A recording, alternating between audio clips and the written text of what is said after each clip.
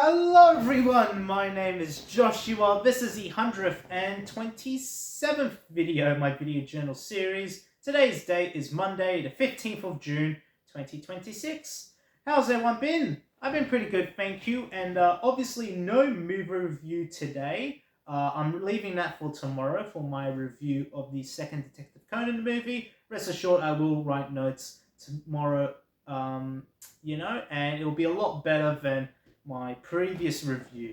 But today I wanted to focus on something a little bit different, and that is ancient history. Now, I love learning about ancient history.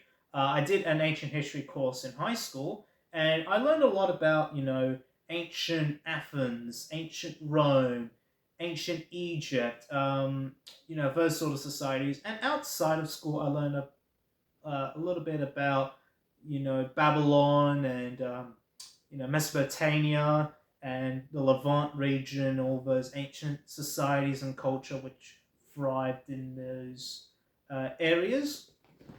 And, it's just really fascinating to learn about how these societies operated. And, the fact that some aspects of ancient history and, some inventions by societies such as Athens are still in place today. Like, the ancient Greeks, they invented the democratic process. They invented mathematics, which are two very important things that we use today in our modern world. That a lot of countries use the democratic process, and practically every country in the world uses math. It's just really fascinating. Excuse me, to learn about these ancient civilizations and to sort of compare it to the modern day world. How much we've, I guess, evolved or progressed over time. And some things which we've retained, like I mentioned, mathematics, the democratic process. Obviously, I don't know if the Greeks, invented the navy, for instance. I know they were renowned for the Athenians were renowned for their naval power. I think they were like really the first major naval force in history. I might be wrong about that, but it wouldn't surprise me if the Greeks were the first like proper naval force in history. Obviously nowadays, countries like America, Australia, we have like pretty sizable navies. I guess Rome was like more towards like land combat, which has been around for like since the caveman times. But the Athenians, they really, I guess, you know, uh, built up their navy from essentially like scratch, because they didn't really have like any other societies to base their navy off. They just had to navigate the like small islands. Um, so that's one thing I guess they sort of invented, like a competitive naval, fleet. And they invented a lot of other things, and we still study, some of their works, like Homer's Iliad. We study a lot of ancient Greek philosophers and their books and stories and all that. So it certainly still has presence in our modern day world. It's just that a lot of people that I talk to, they're obviously interested in modern history, World War One, World War Two, Vietnam War, um, you know, all that jazz.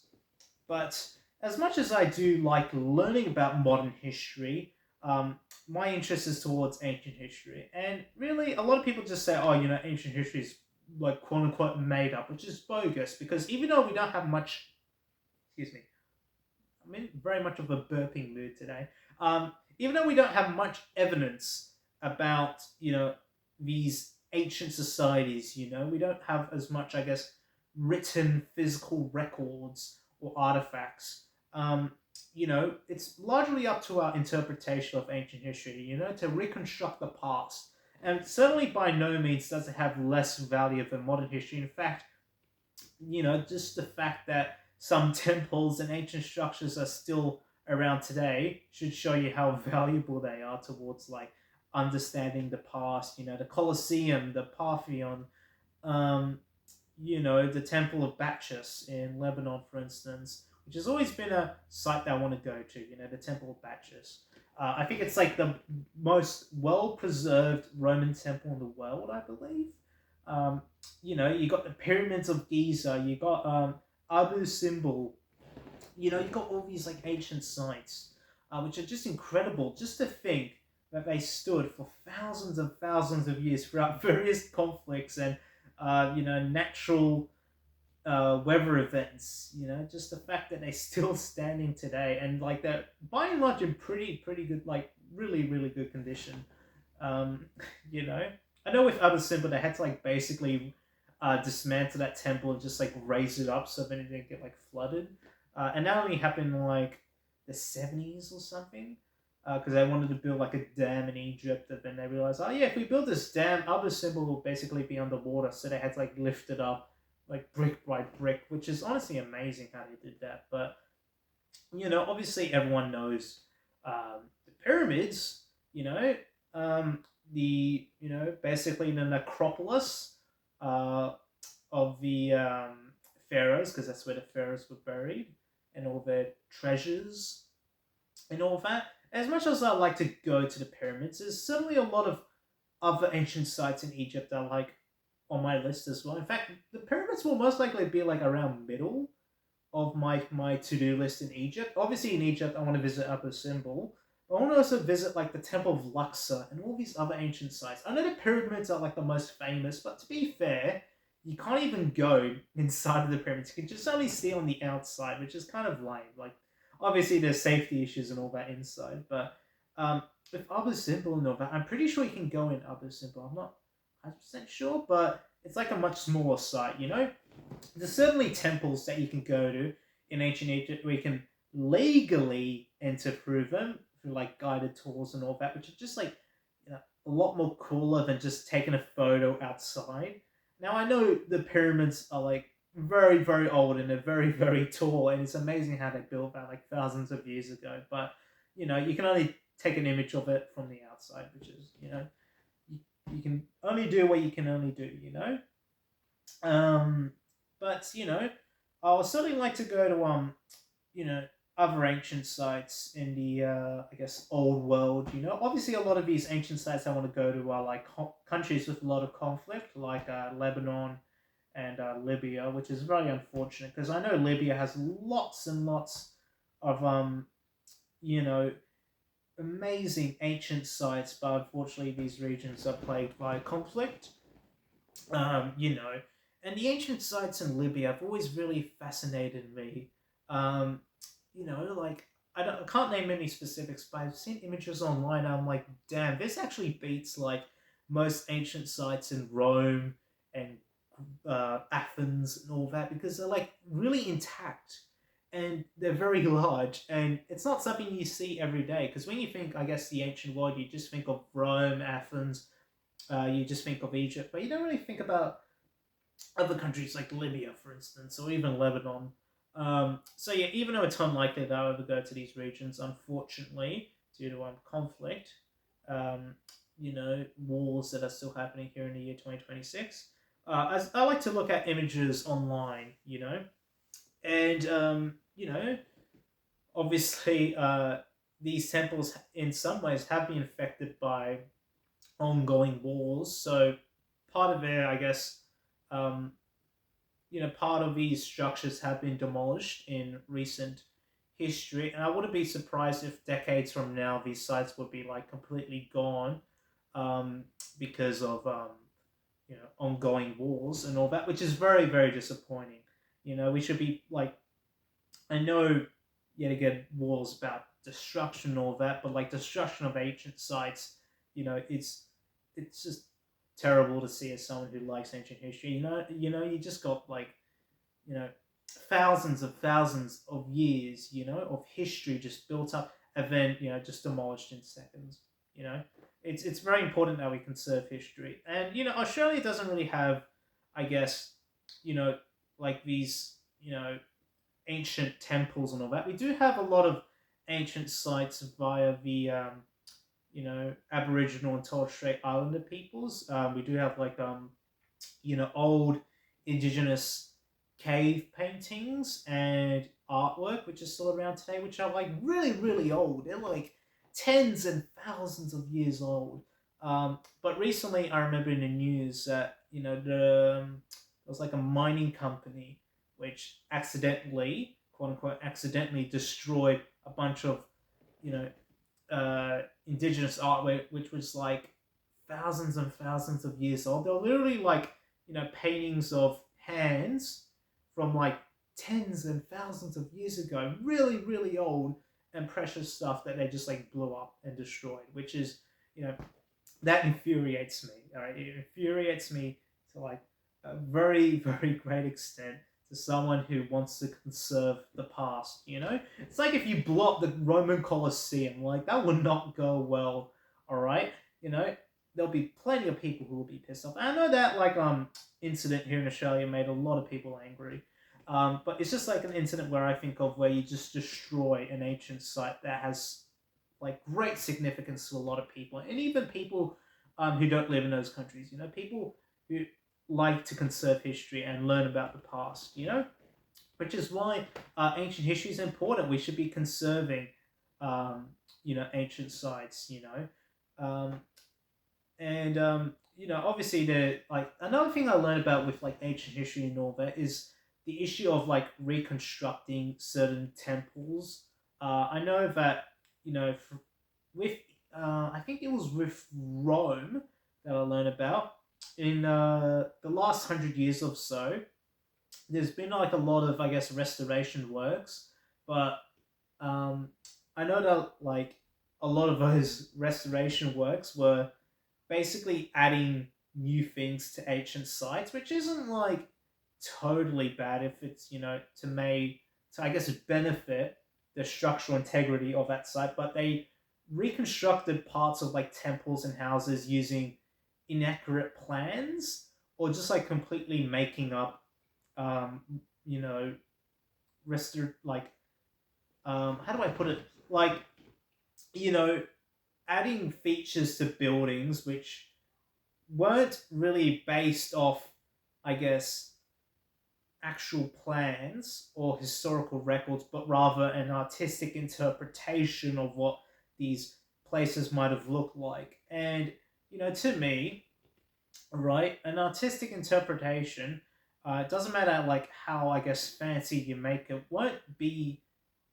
I guess, quote unquote history. After all, it is an artistic interpretation. I don't really have much of a bone to pick with artistic interpretations of the past, but you have to state if this is an artistic interpretation. If you add an artistic interpretation as part of like a building, for instance, there's no way to differentiate what is ancient and what is new, sort of thing. So I learned about that in high school, how they like you know they built some artistic interpretations of some buildings in Rome, I'm pretty sure. But to me, I never really saw, I guess, the value of that. It doesn't matter if you're building something like half complete. That is ancient history. That is the history right there. If you just, it's like drawing a mustache on the Mona Lisa.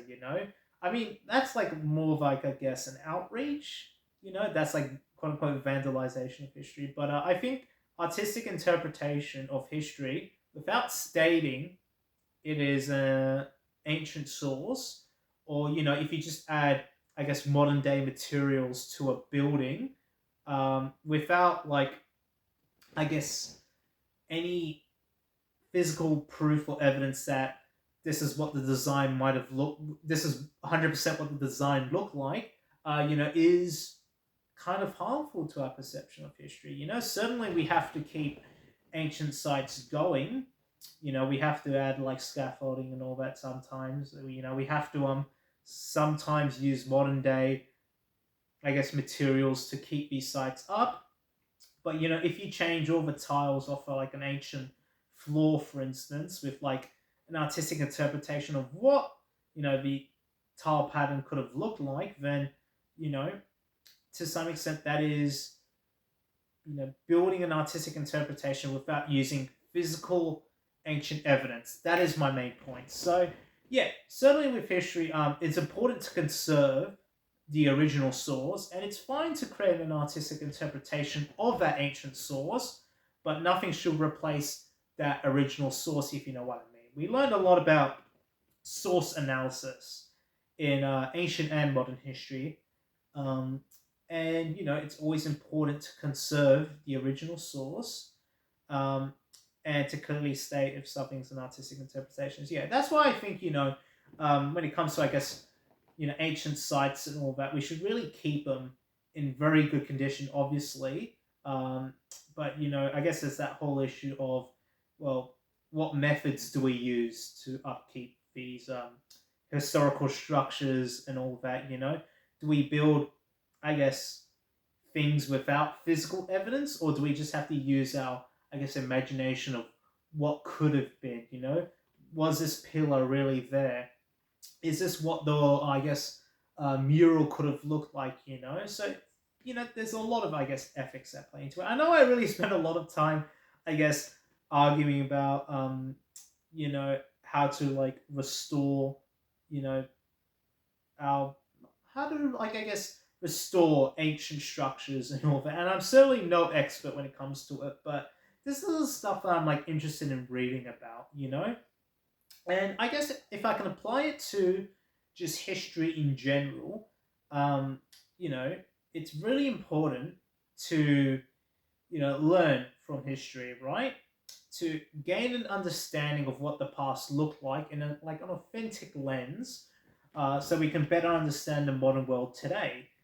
And ancient history, is uh, very much relevant to our modern world. I feel like, at least, because you know ancient history has provided us with thousands of years of explanation to a lot of issues that have been going on in the modern world. So if you look at like wars and all that in the ancient times, you'll know that, I guess, war leads to a lot of devastation.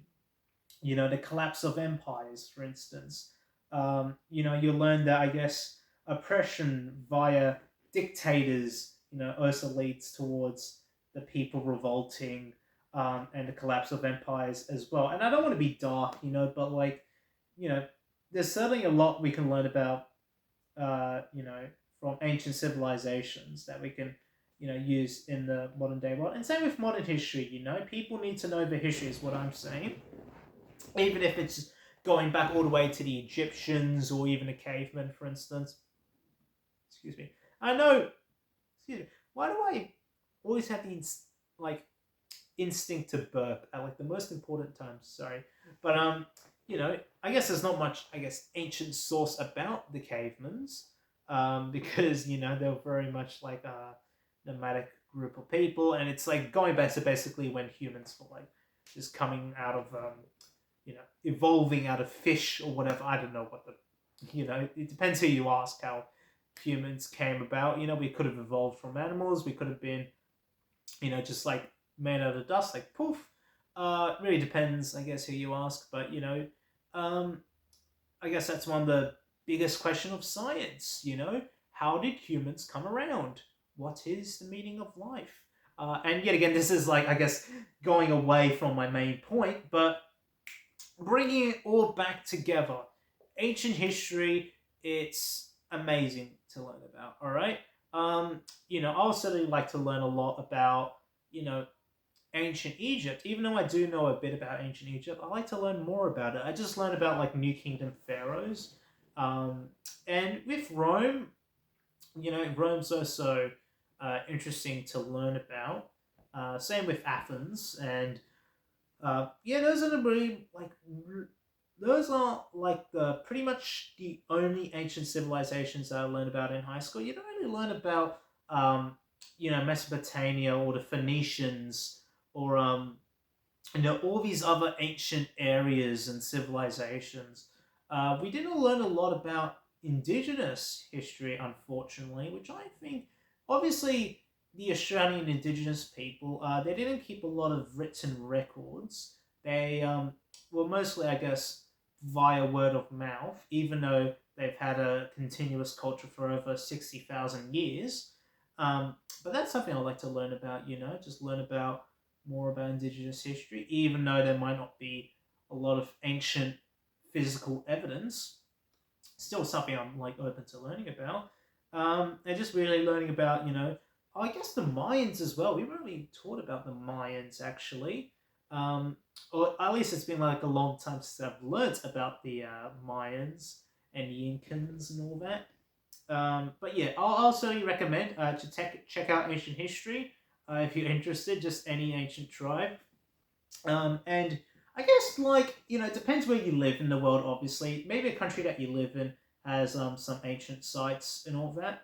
Um, and certainly, if you get the opportunity to visit an ancient site, I highly recommend you do. I actually haven't been to ancient sites at all. I haven't been to any ancient sites, which is really, I guess, disappointing for someone who likes ancient history. But certainly one day I'd like to visit Rome and Athens to look at their ancient sites, and I guess to, like, have an appreciation of the about learning about the past, and to conserve these ancient sites, because yet again these ancient sites have been up for thousands and thousands of years, and all it takes is one wrecking ball to demolish that history. Think of a building as like an archive, right, of time, basically. You know, all the murals, paintings, valuables out within that building just can suddenly be gone in just a minute, all right? And once you like that temple's destroyed or that artifact is destroyed, that's it. You can't get it back. That's just history gone. And I guess ancient history is a lot more vulnerable than modern history when it comes to, I guess, ancient written sources. That's why that makes me really upset when a source is destroyed or something goes missing, or you know people think it's okay to, I guess, uh, deface certain ancient sites. Like, you've seen tourists in Rome encarve their names into like ancient sites. I'm like, don't do that. Don't. It's not some rock. It's a freaking building lived by basically people who are like borderline slaves, right? Like, in this mini house thousands of years ago, and you want to write your name on it. Like, come on, no. You know, it's just like, and especially when it comes to the issue of, I guess, tourism, which is a whole nother can of worms when it comes to like ancient history. And like, obviously, you know, the way that these ancient sites can, like, I guess, continue in the modern day was if they had like some tourist value to it, which obviously is a good thing. People should be able to see these sites, but when it comes to the issue of, I guess, over tourism in ancient sites, and people's backpacks and all that, uh, rubbing against walls, something that minor, can even destroy, quote unquote, destroy an ancient site. It's slowly degraded over time. So yeah, these are like issues that I learned about in high school, and there's certainly issues happening today when it comes to, I guess, ancient sites. But hopefully I'll be able to go to a few. But yet again, though, like, it depends where you're going. I know the Egyptian pyramids, for instance, they have like a very, very long queue. And I don't want to spend like an hour just to take a picture of the pyramids from afar and leave. I want to, like, as much as I said about, like, people going to ancient sites and slowly degrading them, I want to go to a few, but mind you, I'll be like very, very careful. And, I want to, like, I never really had that experience of going to like an ancient temple and just being like immersed by thousands of years of human history. That's like certainly an experience that I want to have. Like just being like an ancient Roman temple, just looking around, going like, man, this is where the Romans were once were, or where the Greeks were, just like hypothesizing or debating certain issues. It's certainly an experience that I want to go through, hopefully, in life. Maybe take a seat at the Colosseum. I don't know if you can do that anymore. I don't know if they host like any sporting events at the Colosseum. They're not going to turn into like a rugby stadium, is what I'm saying. That's highly unlikely. Um, when was the last sporting event in the Colosseum? That's actually a good question. I do not know. But anyway, that's all I really have to say about ancient history. Yet again, really interesting to learn about, and it's something that I'm passionate about learning. So yeah, and you'll definitely see, I guess, a lot more uh, ancient history topics on this channel if I just feel like I want to talk about Vespasian's impact on the Roman Empire, or talking about ancient Athens. Something that pops into my brain, or a little factoid that I learned. I certainly want to share with you. But anyway, that's enough of me talking, and I guess I'll catch you all later. Bye. See ya. Take care. Catch you all tomorrow.